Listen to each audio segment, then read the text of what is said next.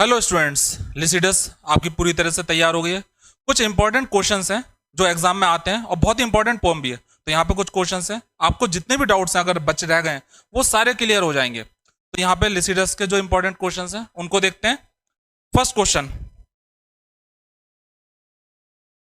Which literary device is exemplified in the following phrase from Milton's Lycidas, Wharf the hapless youth. यहाँ पे कौन सा literary device है, पहले मतलब देखते हैं। वार्फ्ड होता है कैरी, लाना। हेल्पलेस यूथ, जो असहाय यूथ है उसे लेकर आओ। तो यहाँ पर जो है पूरी लाइन जो थी वो डॉल्फिन के लिए यूज करी थी कि डॉल्फिन, तुम लिसिडस की डेड बॉडी, जो लिसिडस थे एडवर्ड किंग थे, शेफर्ड के तौर पे उनको रिप्रेजेंट करा गया है लिसिडस में। तुम उनकी डेड बॉडी मिली नहीं थी, तुम उनको लेकर आओ। तो यहाँ पे किसकी बात हो रही है? यूथ। मैं डायरेक्ट आंसर पे आया हूँ, यूथ। आप पहले सोच के देखो, यूथ। यहां पे यूथ कौन है? लिसिडस, जिसको हम एडवर्ड किंग भी कह सकते हैं या जिसको शेफर्ड के तौर पर रिप्रेजेंट करा गया है। तो कोई ऐसा व्यक्ति जिसको हम नाम से रिप्रेजेंट ना करें, किसी और चीज से रिप्रेजेंट करें, तो वो होता है मेटोनमी। मेटोनमी में किसी व्यक्ति को किसी नाम से रिप्रेजेंट नहीं करा जाता है। इसका एग्जाम्पल ले सकते हैं जैसे व्हाइट हाउस। अगर कोई कहे कि व्हाइट हाउस की तरफ से ऑर्डर आया है, तो इसका मतलब क्या हो गया? व्हाइट हाउस तो ऑर्डर नहीं देगा, इसका मतलब प्रेसिडेंट की तरफ से ऑर्डर आया है या कोई प्रेसिडेंट का कोई रिप्रेजेंटेटिव है उसकी तरफ से ऑर्डर आया है। तो व्हाइट हाउस किसको रिप्रेजेंट कर रहा है? अमेरिका के व्हाइट हाउस, प्रेसिडेंट को। तो ये क्या है? मेटोनमी। सेकंड, 193 लाइंस की पोम थी। Which literary device is exemplified in the following lines from Milton's Lycidas. यहां पे लाइंस है कुछ। So sings the day star in the ocean bed. बहुत ही इंपॉर्टेंट लाइन है। जो ये मिल्टन की जो पेस्टोरल एलेजी थी लिसिडस, इसमें कंपैरिजन करा था मिल्टन में, जो लिसिडस की डेथ हुई थी, कि लिसिडस भले ही उसकी डेथ हो गई है लेकिन उसकी रीबर्थ होगी। और कैसे रीबर्थ होगी अब बताना है हमें, सन की तरह। So sings the day star, जो डे स्टार है सन, वो डूबता है in the ocean bed. Ocean bed में, समुद्र में डे स्टार सन डूबता है। And yet anon repairs his drooping head. Drooping head को बतलाता हूं, ड्रूपिंग हेड मीन्स होता है इवनिंग। जो इवनिंग में वो डूब जाता है, ड्रूपिंग हेड। तो ये तो एक तो पर्सोनिफाई करा है, हेड आया है। रिपेयर्स, और वो दोबारा से उगेगा, ये अगली लाइन में क्लियर होगा। रिपेयर्स, तो यहां पे क्या है? यहां पे जो सन है उसको क्या कहा गया है? एक तो रिपेयर यूज हुआ है उसके लिए, दूसरा हेड यूज हुआ है, ड्रूपिंग यूज हुआ है। तो यहां पे क्या हुआ है? पर्सोनिफिकेशन। तो यहां पे पर्सोनिफाई करा गया है, सन को पर्सोनिफाई करा गया है। द होल पोएम, इसका आंसर देखिए आप। ये पोम क्या है? हाइपरबली है, पर्सोनिफिकेशन है, सिमली है, मेटाफर है? क्या हो सकती है? देखो, अगर पूरी पोम होती तो या तो एक्सटेंडेड मेटाफर कई बार होता है, तो वो एक बार को मान सकते हो। मेटाफर और सिमली तो है ही नहीं। एक्सटेंडेड में एक बार हो जाता कि पूरी पोम है तो एक बार को मान सकते हैं, वो भी नहीं है। यहां पे जो पोम है लिसिडस, वो एडवर्ड किंग की डेथ पर लिखी थी। एडवर्ड किंग की 1637 में डेथ हुई थी और 1637 में मिल्टन ने इसे लिखना शुरू करा था। 1638 में ये पब्लिश हुई थी। जिस पोम में पब्लिश हुई, जिस वॉल्यूम में पब्लिश हुई थी, 35 पोम्स थी, उसमें ये लास्ट पोम थी।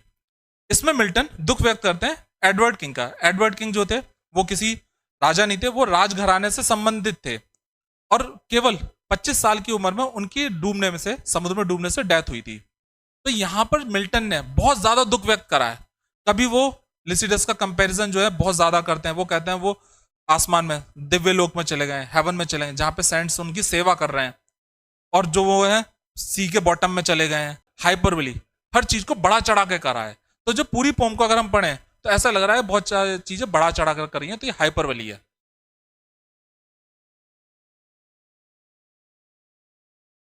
Fourth, who does Lycidas represent? Lycidas किसको रिप्रेजेंट करता है?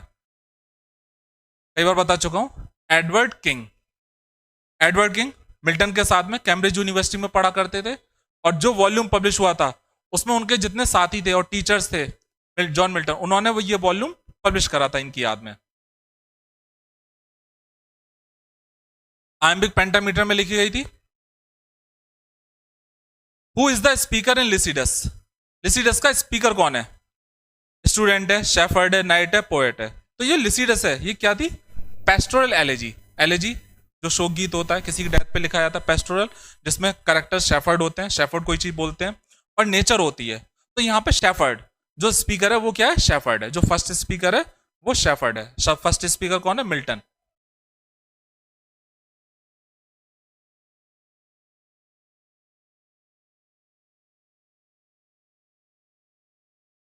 What saint appears in Lycidas, बहुत इंपॉर्टेंट है। जॉन मिल्टन ने जो लिसिडस पोम थी इसे मोनोडी कहा था। मोनोडी होती है जिसमें एक स्पीकर के लिए लिखी आती है। तो यहाँ पे जो पोम थी वो फर्स्ट स्पीकर से शुरू हुई थी। फर्स्ट स्पीकर कौन था, मिल्टन, जो शेफर्ड थे। लेकिन बाद में देखते हैं दूसरे स्पीकर भी आए थे, कुछ छोटे मोटे भी हैं। उसमें एक तो थे main Phoebus Apollo, Phoebus Apollo एक ही है, सूर्य देवता, जो पढ़ाई लिखाई या म्यूजिक संगीत के देवता हैं। उसके बाद में सेंट पीटर आते हैं जो बहुत इंपॉर्टेंट यहां पे स्पीकर है। सेंट पीटर आते हैं जो चर्च का करप्शन है उसको क्रिटिसाइज करते हैं। और 8 लाइन पहले एक सेकंड स्पीकर आता है। तो यहां पे कई सारे स्पीकर हैं। तो जो व्हाट सेंट, कौन सा स्पीकर जो है वो लिसिडस को रिप्रेजेंट करता है, तो यहां पे सेंट पीटर जो है, what saint appears in Lycidas, तो लिसिडस में सेंट पीटर जो है वो आते हैं और वो चर्च का जो करप्शन है उसको क्रिटिसाइज करते हैं। अब चर्च के करप्शन को वो क्रिटिसाइज कैसे करेंगे, पेस्टोरल एलेजी है। जो शेफर्ड हैं जो अपनी शीप को चला रहे हैं उनको क्रिटिसाइज कर रहे हैं कि ये जो शीप है उनकी ध्यान नहीं रख रहे, अपनी ड्यूटी को सही तरीके से परफॉर्म नहीं कर रहे, अपना पेट भर रहे हैं, और जो शीप है वो भूखी है। और इनडायरेक्टली जो चर्च का करप्शन है, जो पादरी लोग हैं जो वो करप्ट हैं, उनको क्रिटिसाइज कर रहे हैं।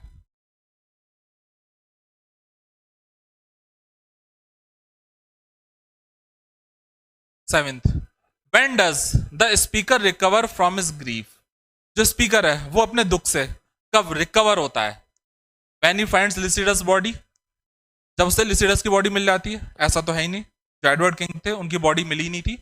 When he finds the flower he has been searching for, क्या जब उसे फ्लावर मिल जाते हैं, ऐसा कुछ नहीं है कहीं पे भी।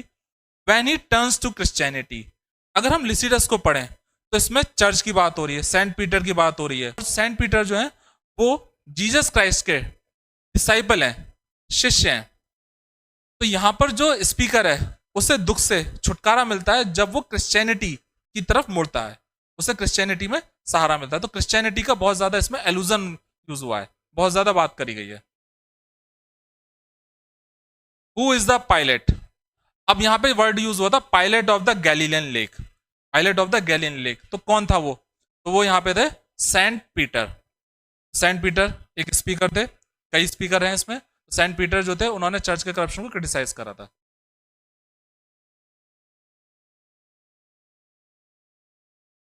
विच pagan god appears in Lycidas, जो कई देवी देवता पुराने जमाने में जो ग्रीक और रोमन मिथोलॉजी माने जाते हैं उनकी बात हो रही है। कौन से पैगन गॉड जो है वो लिसिडस में आते हैं। अब हम देखें तो इसमें जो दो इंपॉर्टेंट गॉड मान सकते हैं, एक तो ज्यूस, ज्यूस जो होते हैं सबसे बड़े देवता जिन्हें हम इंद्र भी कहते हैं, और दूसरा आता है अपोलो जिसे फीबस भी कहते हैं, गॉड ऑफ सन। ये म्यूज, म्यूज है संगीत विद्या के देवता है, सूर्य देवता। और अपोलो की स्पीच है यहाँ पे, तो अपोलो जो है वो लिसिडस में अपीयर होते हैं, आते हैं। 10th, who is the last in the funeral procession, कई लोग जो थे वो शोक व्यक्त कर रहे थे लिसिडस की डेथ पर। यहाँ पे एक प्रोसेशन की बात हुई है जिसमें जो आखिरी व्यक्ति होता है जो आता है और जो आखिर में जाएगा वो कौन था, वो था सेंट पीटर।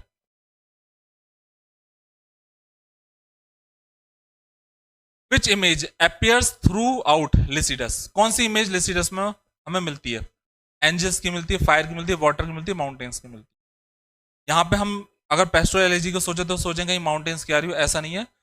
जो एडवर्ड किंग थे लिसिडस जिसकी बात हो रही है, उनकी डूबने से डेथ हुई थी आयरिश सी में। तो यहाँ पे वाटर की इमेज हर जगह यूज हुई है, वाटर को बहुत ज्यादा यूज करा गया है। कई जगह जो है उसे मॉन्स्टर्स भी कहा गया है, कई जगह डीप कहा गया है, रिमोर्सलेस कहा गया है।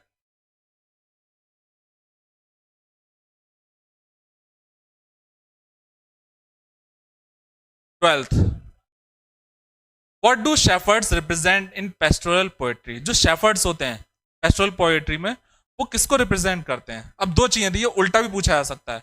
किसको पूछते हैं? पोएट्स को रिप्रेजेंट करते हैं, स्टूडेंट्स को, फार्मर्स को, पेंटर्स को। पेस्टोरल पोएट्री का मतलब क्या है? चारागाह होंगे, उसमें उसमें जो है शेफर्ड्स होंगे, चरवाहे होंगे। तो ये शेफर्ड्स जो होते हैं ये एक तरीके पोएट्स होते हैं, ये विलाप करते हैं, किसी चीज के बारे में बतलाएंगे। तो यहाँ पे जो फर्स्ट स्पीकर था वो कौन था? मिल्टन थे। और वो कौन थे? शेफर्ड थे। और वो किसी कविता को गा रहे हैं, बतला रहे हैं, तो वो क्या है? पोएट्स हैं। तो ये ऐसे ही पूछा जा सकता है कि पोएट्स जो होता है पेस्टोरल एलिजी में वो कौन होता है? तो वो जनरली शेफर्ड होगा।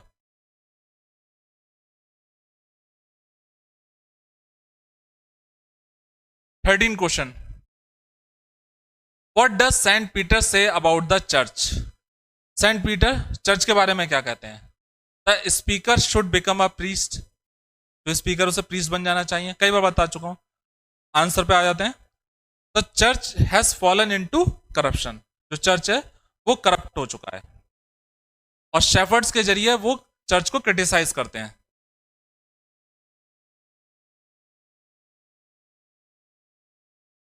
विच poetic work of Milton's to the final lines of the poem anticipate? तो यहां पर जो पोम है इसकी जो लास्ट लाइन है, मैंने बताया था पोम की लास्ट लाइन बहुत इंपॉर्टेंट होती है।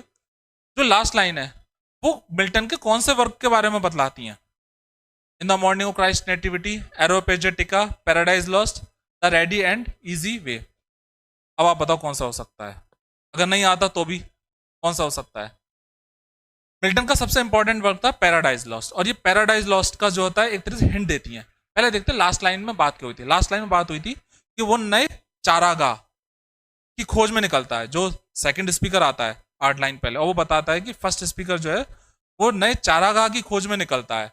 तो जो नए चारागाह की खोज में निकलता है वो किसको बतला रहा है? वो बतला रहा है पैराडाइज लॉस्ट का जिक्र हो रहा है। पैराडाइज लॉस्ट में क्या था कि जो एडम और ईव थे उन्हें एक नए संसार में भेजा गया था, अर्थ में, जहां पे नई जगह होगी, जहां पे वो अपने तरह से रह सकते हैं। तो पैराडाइज लॉस्ट का हमें यहाँ पे हिंट मिलता है। जो लास्ट लाइन थी वो आप जरूर ध्यान रखना, लिखी हुई है।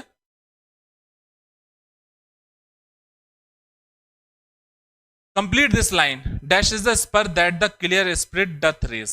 क्या है? बहुत इंपॉर्टेंट लाइन है। इसमें आंसर पे आ जाता हूं मैं। Fame is the spur. अब यहां पे कंफ्यूजन ये हो सकता है, poetry is the spur, fame is the spur. जो प्रसिद्धि है वो एक मोटिवेटिंग फोर्स की तरह है, दैट द क्लियर स्पिरिट, जो कि हमारी स्पिरिट, अंतरात्मा को उठाती है। तो यहां पे फेम की बात हो रही है, fame is the spur.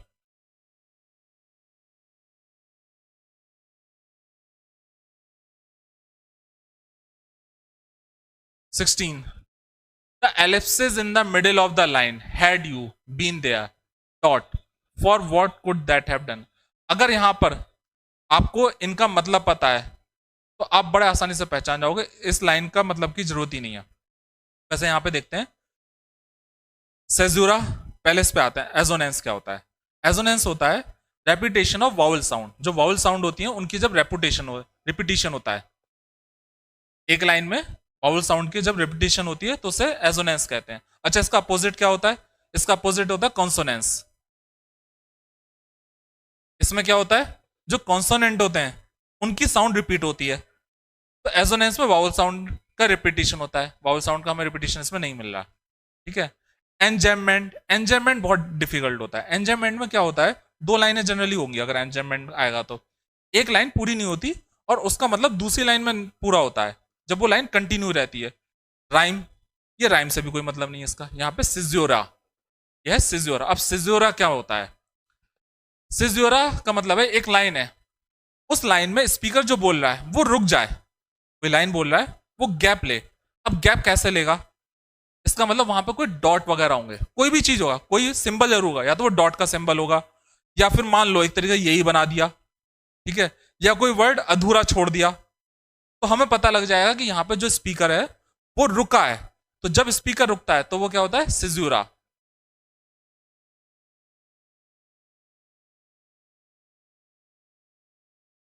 Seventeenth line, to what does the speaker compare Lycidas now that he is born to eternal life?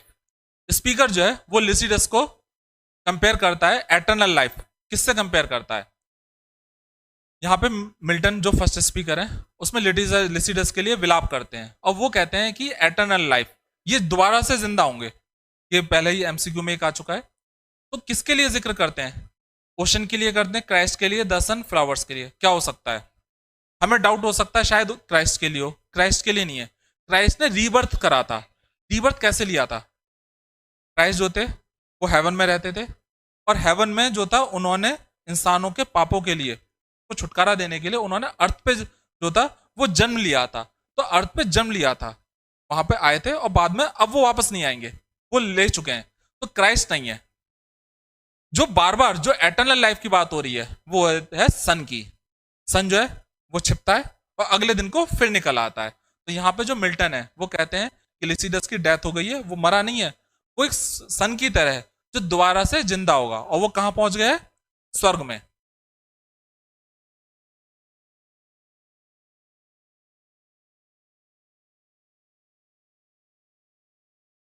Why does the speaker care about Lycidas death?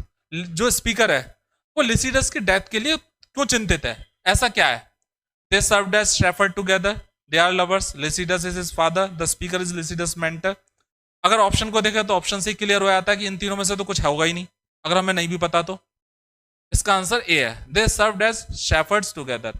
यहाँ पे मिल्टन ने we का use भी करा था pome को, अगर हम पढ़े, मैंने बताई हुई है पोम को, जरूर देखना आप उस वीडियो को। ये जो दोनों है, लिसिडस जो एडवर्ड किंग है, और जो शेफर्ड है फर्स्ट स्पीकर मिल्टन, ये दोनों शेफर्ड हैं, पेस्ट्रोल एलर्जी है, और दोनों साथ में भेड़ों को चराने आते हैं, और दोनों ही साथ में रहते हैं। 19th, whom does the speaker address when he wonders why nobody intervened while Lycidas was dying? Speaker जब वो किसको एड्रेस करता है?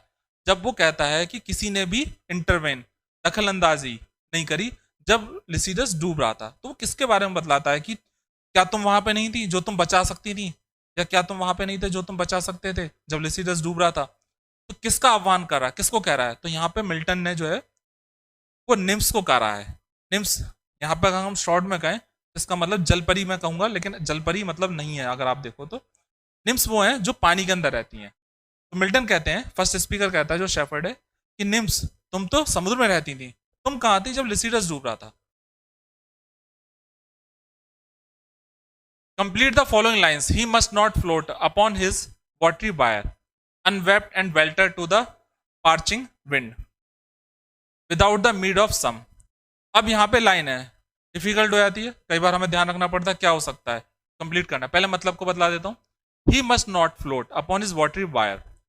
जो लिसिडस है उसके लिए ही आया है, उसे नहीं जाना चाहिए था फ्लोट, उसे नहीं जाना चाहिए था वाटरी वायर। वायर होता है जो ताबूत है, जो पानी नुमा ताबूत है। लिसिडस की डूबने से डेथ हुई थी, जो पानी नुमा ताबूत, कब्र जहां पे बन गई, डूब गए, उस पर ट्रेवल नहीं करना चाहिए था लिसिडस को। अनवेप्ड। अब यहाँ पे जो पुरानी लाइन थी उससे मतलब निकालना है, ही मस्ट नॉट रिमेन अनवेप्ड।